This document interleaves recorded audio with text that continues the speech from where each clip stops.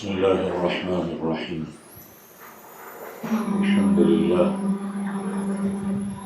الحمد لله وكفى وسلام على عباده الذين اصطفى. أما بعد،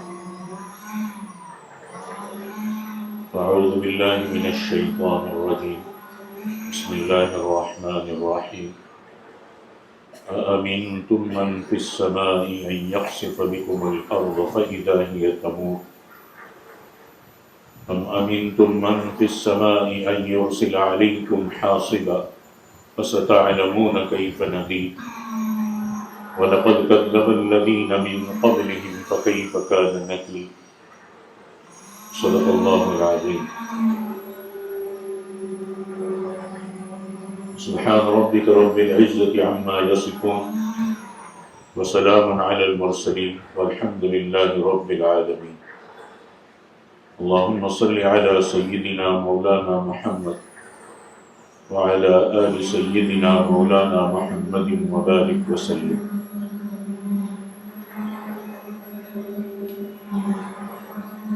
سورۃ الملک کی 3 آیتیں تلاوت کی ہیں اور انہی آیات کی روشنی میں انشاءاللہ آج کچھ باتیں آپ کے سامنے پیش کی جائیں گی.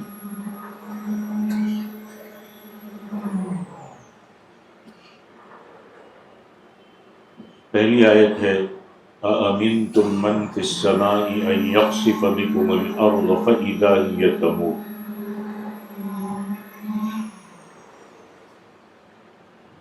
اللہ فرماتے کہ کیا تم لوگ اس بات سے بے خوف ہو گئے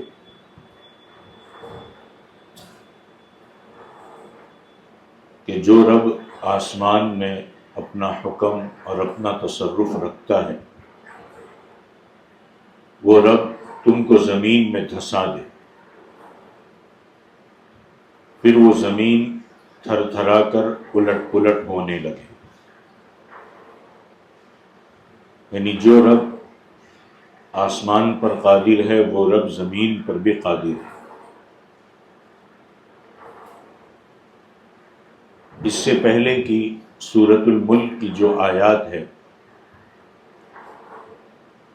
اس میں پروردگار نے انسانوں کو اپنے احسانات یاد دلائے، اپنے انعامات یاد دلائے اور اپنے احسانات اور انعامات یاد دلا کر اللہ رب العزت نے اپنی ذات اور اللہ کی بندگی اور ضرورت کی طرف متوجہ فرمایا.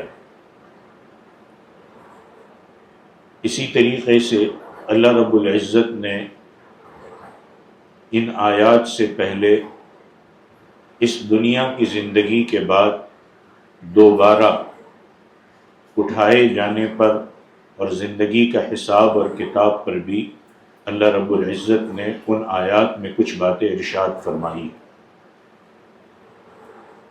یعنی بالکل نرم انداز میں اللہ رب العزت نے انسانوں کو اپنی طرف متوجہ کیا ہے. یہاں کی اب جو 3 آیتیں ہیں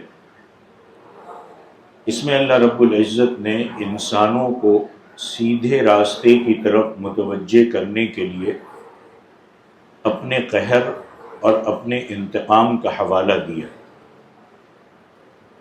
اللہ رب العزت یہ فرمانا چاہتے ہیں کہ جس پروردگار نے تمہیں ایسی زمین عطا فرمائی ہے کہ وہ زمین تمہارے کام، تمہارے معمولات اور انسانیت کے فرما بردار واقع ہوئی، اور اس زمین نے اپنا سر تمہارے سامنے ڈالا ہوا ہے. تم اگر چاہو کہ اللہ کے سامنے سرکشی کرو، لیکن وہ زمین تمہارے لیے غلہ اگانے سے سرکشی نہیں کرتی. وہ یہ نہیں کہتی کہ تم اللہ کے نافرمان ہو تو میں غلہ نہیں اگاؤں. چاہے انسان اس دنیا میں ایمان کی حالت میں ہو چاہے کفر کی حالت میں ہو، دونوں حالتوں میں زمین کے معمولات میں کوئی رکاوٹ نہیں ہوتی. لیکن اس کا مطلب یہ نہیں ہے کہ اللہ نے انسانوں کو کھلی چھوٹ دے رکھی ہے، اللہ رب العزت کو اس بارے میں کچھ معلومات نہیں ہے۔ بجائے اس کے کہ انسان خود کو ذمہ دار بندہ ثابت کرنے کی کوشش کرتا،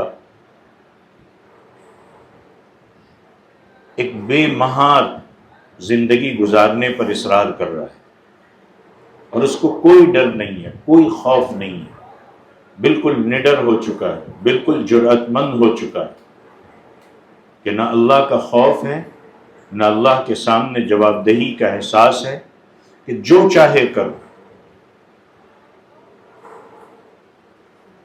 اس انسان کو یہ معلوم ہونا چاہیے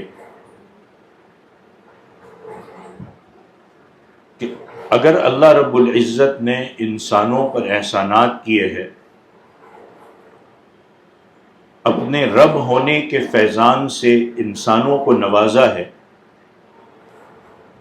تو ایسا بھی تو ہو سکتا ہے کہ جو رب زمین کو ہر کام کے لیے مہیا کیے ہوئے ہے، وہ رب انسانوں کے اعمال کے پاداش میں انہیں زمین میں ہی دھسا دے۔ ایسا بھی تو ہو سکتا ہے کہ وہ زمین جو ان کا بوجھ اٹھائے ہوئے ہے اور انہیں ہر سہولت مہیا کرنے کے لیے زمین اللہ کے حکم کے مطابق فرما بردار ہے، وہ زمین ہی ان کو اپنے اندر دھسا دے۔ اللہ سمجھانا چاہتے اللہ کے حکم سے ایک دن وہ بوجھ اٹھانے سے انکار کر دے، انسان اس کے اندر دب کر رہ جائے۔ اور یہ صرف مثال نہیں ہے، یہ صرف مفروضہ نہیں ہے، کہاوت نہیں ہے کہ سمجھانے کے لیے اللہ کہہ رہے۔ جو بات اللہ نے قرآن میں فرما دی ہے، انسانوں نے بار بار اپنی آنکھوں سے دیکھا ہے۔ ہم پر نہیں آیا اس لیے ہم ابھی تک غفلت میں ہیں، لیکن زمین بار بار لرزنے لگتی ہے، زلزلہ آنے لگتا ہے، اور دیکھتے ہی دیکھتے کئی لوگ اس زمین کا لقمہ بن جاتے۔ اونچی اونچی عمارتیں، ہمارے سامنے وہ ویڈیو ہوتے ہیں، لائیو تصویریں ہوتی ہے، لیکن ہمیں کوئی فرق نہیں پڑتا۔ وہ کون کرتا ہے؟ اونچی اونچی عمارتیں زمین دوز ہو جاتی ہیں، زمین ایسا لگتا ہے کہ میدان حشر کا منظر پیش کرنے لگتی ہے۔ اور یہ سب کچھ زمین کی مرضی سے نہیں ہوتا، ہاں، زمین کی مرضی سے نہیں ہوتا کہ جو لوگ کہتے ہیں کہ اندر زمین کی پلیٹ ہلنے لگی اور یہ ہوا اور وہ ہوا اور پھر وہاں زلزلہ آ گیا۔ اللہ کے حکم سے یہ زمین انسانوں کی خدمت میں لگی ہوئی ہے، اور اللہ ہی کی قوت سے انسانوں کے لیے یہ زمین غذائے اور ساری سہولتیں مہیا کر رہی ہے۔ اور جب اسی مالک کا حکم ہوتا ہے تو یہی فرما بردار زمین زلزلے کا شکار ہو کر انسانوں کے لیے تباہی کا سبب بن جاتی ہے۔ لیکن یہ کب ہوتا ہے؟ یہ اس وقت ہوتا ہے جب انسانوں کے کفر و شرک اور انسانوں کی بدعمالیوں کی وجہ سے اللہ کا غضب بھڑک اٹھتا ہے، اور کسی بھی قوم کو تنبیہ کرنے کا فیصلہ لیا جاتا ہے، ایک جگہ فیصلہ لیا جاتا ہے، ساروں کے لیے عبرت ہوتا ہے۔ کسی بھی قوم کی تنبیہ کرنے کا فیصلہ کیا جاتا ہے تو بگڑے ہوئے لوگوں کو تنبیہ کی جا رہی ہے کہ تم اپنی سرکشی میں بڑھتے چلے جا رہے ہو۔ أَأَمِنْتُم مَّن فِي السَّمَاءِ أَن يَخْسِفَ بِكُمُ الْأَرْضَ فَإِذَا هِيَ تَمُورُ، کہ کیا تم اس بات سے بے خوف ہو گئے کہ وہ رب جو زمین کی پستیوں کا مالک ہے، آسمان کی بلندیوں کا بھی مالک ہے، کسی وقت بھی تم اس کے قہر اور انتقام کا شکار ہو جاؤ؟ کیا وہ رب جو آسمانوں میں جس کی حکومت ہے، کیا وہ یہ نہیں کر سکتا کہ وہ تم کو زمینوں میں دھسا دے؟ ان یخسف بکم الارض فاذا ہی تمور. یہاں ایک لفظ ہے من فی السماء، امنتم من فی السماء. اس سے یہ غلط فہمی نہیں ہونی چاہیے کہ اللہ آسمان میں رہتا ہے، وہاں پر اس کی قدرت ہے. نہیں، اللہ کسی جگہ اور کسی مکان میں رہنے کی ضرورت سے پاک ہے.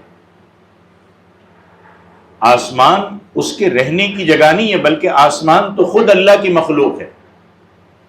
آسمان تو خود اللہ کی مخلوق ہے. ساتوں آسمانوں اور ساتوں زمینوں کو اسی رب نے پیدا کیا ہے. ایک وقت ایسا بھی تھا کہ جب نہ زمین تھی نہ آسمان تھا، لیکن پروردگار تو ہمیشہ سے ہے. اللہ رب العزت نے خود اپنا تعارف قرآن میں فرمایا کہ فَأَيْنَمَا تُوَلُّوا فَثَمَّ وَجْهُ اللَّهِ، کہ تم جدھر بھی رخ کرو اس طرف اللہ کا رخ ہے. اور یہ بات انسانی محاورے کے حساب سے، انسانی عادت کے مطابق سمجھانے کے لیے ارشاد فرمائی. کیونکہ انسان جب بھی اللہ کی طرف رجوع کرتا ہے تو کہاں دیکھتا ہے؟ آسمان کی طرف دیکھتا ہے. دعا مانگتا ہے تو آسمان کی طرف ہاتھ اٹھاتا ہے. جب سارے سہارے جواب دے جاتے ہیں تو آسمان کی طرف رخ کر کے اللہ سے فریاد کرتا ہے. کوئی اچانک مصیبت آ جاتی ہے تو کہتا ہے اوپر سے نازل ہوئی ہے. اللہ کی طرف سے نازل ہونے والی کتابوں کو کیا کہا گیا؟ آسمانی کتابیں. یہ سمجھانے کے لیے. اس سے معلوم ہوتا ہے کہ یہ بات انسان کی فطرت میں داخل ہے کہ جب وہ خدا کا تصور کرتا ہے نا تو اس کا ذہن نیچے زمین کی طرف نہیں جاتا، اوپر آسمان کی طرف جاتا ہے. یہ سمجھانے کے لیے اللہ نے کہا. تو انسان کی فطرت کے مطابق، انسان کی سوچ کے مطابق، انسان کی زبان کے مطابق اس آیت میں ان الفاظ کو استعمال کیا گیا. اچھا، یہ الفاظ استعمال کیا تو یہ بھی ممکن ہے کہ عرب کے جاہل اس بات کے قائل تھے کہ خدا پاک آسمان پر ہے. اللہ کہاں پہ ہے؟ آسمان پر ہے.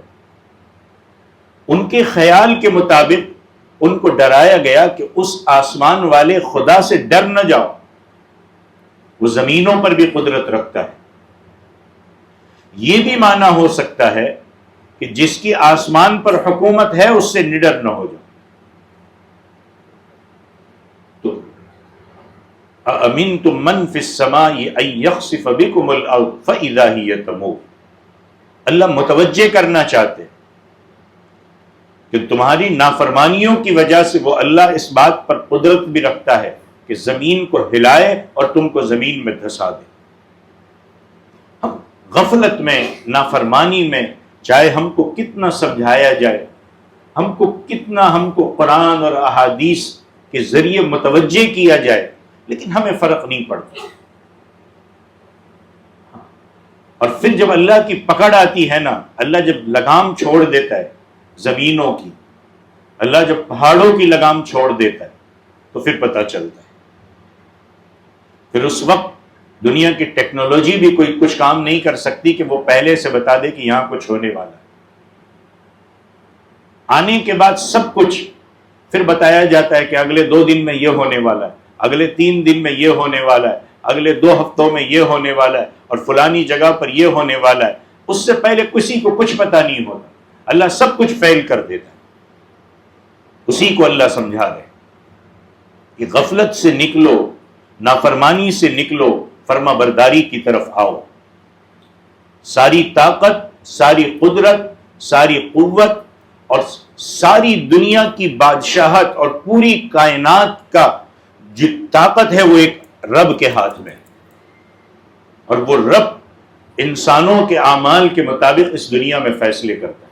ساری چیز پیدا کی گئی انسانوں کے لیے، اور وہ انسان اگر نافرمانی کرے تو اللہ پھر انہی چیزوں سے انسانوں کی بربادی کے سامان مہیا کرتے ہیں. اگلی آیت میں اللہ نے اور سمجھایا أَأَمِنْتُمْ مَنْ فِي السَّمَاءِ أَن يُرْسِلَ عَلَيْكُمْ حَاصِبًا، کہ کیا تم لوگ اس بات سے بے خوف ہو گئے تمہارے دل سے ڈر نکل گیا کہ جو آسمان میں بھی اپنا حکم اور تصرف رکھتا ہے وہ رب ایک تیز ہوا بھیج دے. اس سے پہلے کس کا ذکر تھا؟ زمین میں دھسانے کا، یہ بھی انسان کے لیے مسخر کی. یہاں کا کیا ہے؟ اچھا، اس کا مطلب کیا تھا کہ جس زمین پر تم رہتے ہو وہ تمہارا بوجھ اٹھائے ہوئے ہے. اللہ کی عذاب کی ایک شکل یہ بھی ہے کہ یہی زمین اور تمہارے پاؤں کے نیچے کی مٹی تمہارے لیے عذاب کا عنوان بن جائے. اب اس آیت کریمہ میں اللہ کیا فرما رہے کہ جس طرح پاؤں کے نیچے سے عذاب آ سکتا ہے، اسی طرح اللہ کی قدرت سے کوئی بعید نہیں، اللہ کی قدرت کے لیے کوئی مشکل نہیں کہ تمہارے سر کے اوپر سے بھی عذاب آ جائے. ہوا بھی انسان کے لیے پیدا کی، لیکن جب وہ ہوا کو بے لگام چھوڑ دے پھر کچھ نہیں ہوتا. کوئی مشین نہیں ہے کہ اس کو اس تیز ہوا کو روک دے، اس مشین کو ہوا اکھاڑ پھینکے گی. ایک ہلکے سے زلزلے نے جاپان کو 50 سال پیچھے لگا دیا تھا، جبکہ ٹیکنالوجی سے بھرپور تھا وہ. تو اللہ کہتے تم پر ایک ایسی آندھی بھیجے اور ہواؤں کے ایسے جھکڑ چلائے جو تم پر کنکر اور پتھر برسائے. ایرسل علیکم حاصبا، حاصب یہ کنکر پتھر برسا دینے والی طوفانی ہوا کو کہتے. جب اتنی سخت ہوائیں چلتی ہے نا تو انسان بھی اپنے بس میں نہیں رہتا، اس کو بھی اٹھا کر پھینک دیا جاتا. اور قوم لوط پر اسی قسم کا عذاب بھیجا گیا تھا جس سے ان کی بستیاں تباہ کر دی گئی. اور اللہ ہی بہتر جانتا ہے کہ کس کس قوم پر کس طرح کا عذاب آئے. کہیں دریا بھی بہا ہے، کہیں زمین نے بھی اپنے اندر لیا ہے، کہیں طوفانی ہوائیں بھی آئی ہے، کبھی آواز چیخنے والی آئی ہے جس سے ان کے کلیجے پھٹ گئے، ان کی کھوپڑیاں پھٹ گئی. مقصد کہنے کا یہ ہے، اللہ کہتے تم جو زمین پر اطمینان سے رات اور دن گزار رہے ہو، اللہ کی عطا کی ہوئی نعمتوں سے فائدہ اٹھا رہے ہو، تو یہ صرف اس لیے ہے کہ اللہ نے تمہیں اس کا موقع دے رکھا ہے. اللہ یہ سمجھا رہے کہ تمہیں یہ بات نہیں بھولنی چاہیے کہ تم ہر وقت اللہ کی قدرت کی پکڑ میں ہو. تمہارا باقی رہنا، تمہاری سلامتی، یہ صرف اللہ کے فضل کا نتیجہ ہے. وہ جب چاہے عذاب کا نشانہ بنا سکتا ہے. اس کے ایک اشارے پر زمین ہمارے لیے گھڑا بن سکتی ہے، ہوا کا طوفان ہماری بستیوں کو غارت کر سکتا ہے. اور آیت کے آخر میں اللہ نے کیا فرمایا؟ فَسَتَعْلَمُونَ كَيْفَ نَذِيرٌ، کہ ان قریب مرتے ہی تمہیں معلوم ہو جائے گا کہ میرا ڈرانا عذاب سے کیسا صحیح تھا. کہ میں نے جو تمہیں متوجہ کیا تھا کہ فرما برداری پر زندگی گزارو، نافرمانی سے بچ جاؤ، ورنہ میرے عذاب کے لیے تیار رہو، یہ آنکھ بند ہوتے ہی پتہ چل جائے گا. فَسَتَعْلَمُونَ كَيْفَ نَذِيرٌ، کہ میں نے کتنا صحیح آپ کو متوجہ کیا تھا. یا لفظ نذیر، یہ عربی میں یوں تو اس میں صفت ہے لیکن مصدر کے معنی میں بھی استعمال ہوتا ہے. اور اس صورت میں اس کا مفہوم یہ ہوگا کہ آج تو تمہیں میرا ڈرانا مذاق معلوم ہوتا ہے. میرا انذار، نذیر سے ہے انذار، مذاق معلوم ہے. آج سمجھاتے کہ کس نے دیکھا ہے، ابھی مزے کر لو، آنکھ بند ہوگی پھر دیکھا جائے گا. اور آج کی نئی جنریشن میں یہی چیزیں ڈالی جا رہی ہے. 60-70 سال جینا ہے، مزے کر لو، ایک جھٹکا آتا ہے 35 سال میں اللہ اٹھا لیتا ہے، پتہ نہیں چلتا. کس کے ہاتھ میں ہے قدرت؟ اللہ کہتے پتہ چل جائے گا تمہیں میرا ڈرانا معلوم، مذاق معلوم ہوتا ہے، لیکن جب وہ سامنے آئے گا تب تمہیں اندازہ ہوگا کہ جس چیز کا تم مذاق اڑا رہے ہو وہ کتنی ہولناک چیز ہے. فَسَتَعْلَمُونَ كَيْفَ نَذِيرٌ. اور اگر نذیر کو اس کے اصلی معنی میں رکھا جائے تو پھر اس کا مطلب یہ ہوگا، ایک واقعہ بتا کر کے اللہ ہمیں سمجھا رہے کہ اے مکے کے لوگوں، حضرت صلی اللہ علیہ وسلم جو اللہ کی طرف سے نذیر بن کے آئے، آج تم ان کا مذاق اڑاتے ہو، آج تم ان کا منہ چڑھاتے ہو. ایسے ہی آج جو تمہیں سمجھا رہے آج تم ان کا مذاق اڑا رہے ہو کہ پرانے زمانے کے یہ وہی رہیں گے، یہ کبھی ترقی نہیں کریں گے، یہ کبھی آگے نہیں بڑھیں گے، تم ان کا منہ چڑھاتے ہو، آنے والے عذاب سے تمہیں ڈراتے تو تم اسے ایک افسانہ سمجھتے ہو۔ لیکن اگر تم نے اپنا رویہ نہیں بدلا، یہ قرآن کہہ رہا ہے، اور تمہارے انکار اور جھٹلانے کے نتیجے میں اور تمہاری غفلت کے نتیجے میں اللہ کا عذاب آ گیا، تو تمہیں اندازہ ہوگا کہ وہ ڈرانے والا کیسا صحیح تھا۔ یعنی حضرت صلی اللہ علیہ وسلم نے کس طرح دکھ اٹھا کر تمہاری بدزبانیوں کو برداشت کیا، خونے جگر پی پی کر تمہیں اللہ کے عذاب سے ڈرایا، لیکن تم نے ایک بات بھی مان کر نہ دی۔ ایسے آج کوئی ڈرانے والا ہو سمجھائے، لیکن ہم ایک بات بھی ماننے کے لیے تیار نہ ہو۔ اللہ اسی کو سمجھا رہے کہ جب وہ عذاب تم پر آئے گا اور پھر تمہیں معلوم ہوگا کہ اس ڈرانے والے نے تمہارے ساتھ کیسی خیرخواہی کی تھی، کیسی غمخواری کی تھی، اور تم نے کس قدر احسان فراموشی کا ثبوت دیا تھا۔ یہ قرآن کی آیات سمجھا رہی ہے، فَسَتَعْلَمُونَ كَيْفَ نَذِيرٌ، اور پھر آگے اللہ اور سمجھا رہے۔ وقت ہوتا تو میں اور کھولتا، لیکن مختصر لے کے چل رہا ہوں۔ وَلَقَدْ كَذَّبَ الَّذِينَ مِن قَبْلِهِمْ فَكَيْفَ كَانَ النَّكِيرُ۔ اللہ کہتے تم یہ سمجھتے ہو کہ یہ تو کہہ رہے، کس کو پتا؟ اللہ کہتے اور ان سے پہلے جو لوگ گزرے ہیں انہوں نے جھٹلایا تھا۔ ان سے جا کے پوچھو، ان بستیوں سے جا کے پوچھو، ان اجڑے ہوئے مکانات سے جا کے پوچھو، ان کے قبروں سے جا کر کے پوچھو کہ میرا عذاب ان انکار کرنے والوں کے ساتھ کیسا واقع ہوا۔ فَكَيْفَ كَانَ نَكِيرٌ۔ اب یہ حضرت صلی اللہ علیہ وسلم کی تبلیغ پر، حضرت صلی اللہ علیہ وسلم کی دعوت کی سچائی پر، آپ صلی اللہ علیہ وسلم کی نبوت پر سب سے بڑی دلیل، یہ تو حضرت صلی اللہ علیہ وسلم کا بلند کردار تھا، یہ سب سے بڑی دلیل تھی کہ قریش کی بے پناہ تکلیفوں کے مقابلے میں آپ صلی اللہ علیہ وسلم استقامت کے پہاڑ بن گئے، ہمت نہیں آ رہی، یہ تو مانتے ہی نہیں، یہ تو مجھے تکلیف پہنچاتے، چھوڑا نہیں، جم گئے۔ لیکن جب کفار قریش نے اتنے محکم اور مضبوط دلائل کی موجودگی میں ان حقیقتوں کو قبول کرنے سے انکار کر دیا جو حضرت صلی اللہ علیہ وسلم نے ان کے سامنے پیش فرمائے تھے، تو اب اللہ نے ان کے سامنے امت مسلمہ کی تاریخ اور حقیقت پیش کی کہ ٹھیک ہے تم حضرت صلی اللہ علیہ وسلم کو جھٹلا رہے ہو، لیکن اس سے پہلے جنہوں نے انکار کیا ان کے ساتھ کیا ہوا وہ تاریخ پیش کی۔ وَلَقَدْ كَذَّبَ الَّذِينَ مِن قَبْلِهِمْ فَكَيْفَ كَانَ نَكِيرٌ میں کہ جس سے انکار کرنا شاید قریش کے لیے ممکن نہ ہو، کہ تمہیں اس بات کا یقین نہیں آ رہا ہے کہ تمہارے جھٹلانے کے نتیجے میں تم پر اللہ کا عذاب بھی آ سکتا ہے، تو پھر تاریخ کے آئینے میں جھانک کر دیکھو کہ تم سے پہلے جو قومیں عذاب کا شکار ہوئی، اپنے تجارتی سفر میں، اپنے بزنس کی جگہوں میں تم ان کے کھنڈرات کے قریب سے گزرتے بھی ہو۔ تاریخ سے پوچھو کہ یہ قوم عذاب کا نشانہ کیوں بنی۔ ان کے تباہ ہوئے کھنڈرات، قوم عاد، قوم سمود، ارم ذات العماد، قوم صالح، اصحاب مدین، پوچھو جا کے ان سے، ان کے کھنڈرات ایک ایک ذرے کی گواہی دے رہے کہ جھٹلانے والی قومیں عذاب کا شکار ہوتی۔ آج ڈیڈ سی جانتے ہو، وہ آپ کو گواہی دے رہا ہے، بحر میت اس کو اردو میں کہتے، گواہی دے رہا ہے، ایک ایک پتھر ان کی بدنصیبی کی داستہ بیان کر رہا ہے۔ یہ تو قرآن نے جب قرآن میں بیان کیا اس سے پہلے واقعات، اس کے بعد کے واقعات، ہمارے قریب کے پچھلے 5، 10، 15 سالوں کے واقعات آس پاس میں غور کرو کہ کیا ہوا۔ کہیں سمندر کی لگامیں اللہ نے چھوڑ دی تو پھر کیا ہوا، کہیں ہوا کی لگام جو اللہ کے ہاتھ میں اللہ نے چھوڑ دی تو کیا ہوا، کہیں زمین کو ہلا دیا تو کیا ہوا۔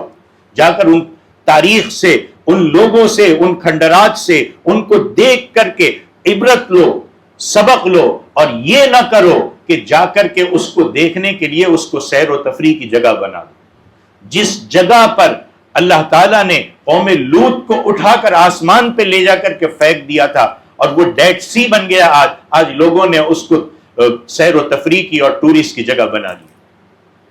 اس سے عبرت لو، اپنی زندگی کو بدلو۔ اسی لیے کسی کہنے والے نے کہا ہے کہ اے باد صبا، ان کو بھی ذرا دو چار تھپیڑے دے ہلکے سے. اے باد صبا، ان کو بھی ذرا دو چار تھپیڑے دے ہلکے سے. کچھ لوگ ابھی بھی ساحل پہ طوفان کا نظارہ کرتے ہیں. جہاں عبرت لینی تھی وہاں ہم نے اس کو ٹورسٹ جگہ بنا دیا، سیر و تفریح کی جگہ بنا دیا، گھومنے اور کھانے پینے کی جگہ بدلا. اور اللہ اسی کو سمجھا رہے کہ اگر اپنا رویہ نہیں بدلا تو کل یہی آبادیاں تمہاری تاریخ کا ایک باب بن جائے گی جو دوسروں کے لیے عبرت کا سامان ہوگا، جیسی دوسروں کی آبادیاں تمہارے لیے عبرت کا سامان بن گئی. کہیں کہہ رہا تھا انا ربکم الاعلی، کون کہتا تھا؟ فرعون. اللہ نے کہاں ڈبویا اور پوری دنیا کے لیے عبرت بنا دیا. ہاں، یہ بادشاہتیں، یہ عہدے، یہ طاقتیں، یہ حکومتیں اور یہ حکومتوں کا ساتھ اور یہ لوگوں کا ساتھ اور یہ نافرمانی، یہ غفلت، یہ پیسہ، یہ عہدہ کچھ کام نہیں آئے گا. جب اللہ کی پکڑ آئے گی پھر کوئی بچانے والا نہیں ہوگا. اسی کو اللہ نے ان آیات میں سمجھایا. اس لیے تاریخ سے سبق سیکھو. یہ کوئی عقل مندی نہیں کہ جب تک آدمی خود کسی مصیبت میں مبتلا نہ ہو اس وقت تک وہ سبق سیکھنے سے انکار کرتا رہے اور اس وقت تک وہ انتظار کرتا رہے. یہ کوئی عقل مندی نہیں ہے. اس سے پہلے سمجھ جاؤ. اور وہ مصیبت کب آئے گی کہہ کر نہیں آئے گی، ہمیں پتہ نہیں ہے. اس سے پہلے سبق سیکھ لو. فَسَتَعْلَمُونَ فَكَيْفَ كَانَ نَكِيرٌ. نکیر کا معنی جس طرح انکار ہے اسی طرح گرفت اور پھٹکار بھی ہے کہ اللہ کی پکڑ آئے گی، آپ کے انکار کرنے پر آئے گی، آپ کے نہ ماننے پر آئے گی. یہ نتیجہ ہے. کہنا یہ ہے کہ ان عذاب بھیجی ہوئی قوموں کی تاریخ دیکھو، ان کے کھنڈرات کا جائزہ لو. وہ بھی ہماری طرح غفلت میں مست جی رہے تھے. کون ہے پوچھنے والا؟ کون ہے پکڑنے والا؟ بولنے والا، سمجھانے والا سمجھاتا رہے. ہمیں کوئی فرق نہیں پڑے گا.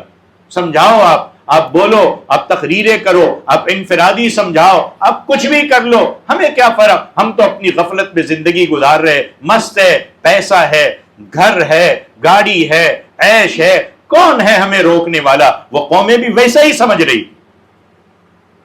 اللہ کہتے ان کھنڈرات کا، ان واقعات کو غور کرو تب تمہیں اندازہ ہوگا کہ اللہ کے نبیوں کو جھٹلانے کی، اللہ کے نبیوں کی نافرمانی کرنے کی، اللہ کی نافرمانی کرنے کی، اللہ کے عذاب کا انکار کرنے کا نتیجہ کیا ہو سکتا ہے. اور جب اللہ کا عذاب آتا ہے تو اس کی پکڑ کتنی سخت ہوتی ہے. اس لیے غفلت سے نکل جاؤ. یہ 2-3 آیتیں ہیں، اس میں اللہ نے بہت معنی خیز اور بہت سبق آموز باتیں اللہ نے سمجھائی ہے. اللہ عمل کی توفیق عطا فرمائے. آمین. وآخر دعوانا ان الحمد للہ رب العالمین.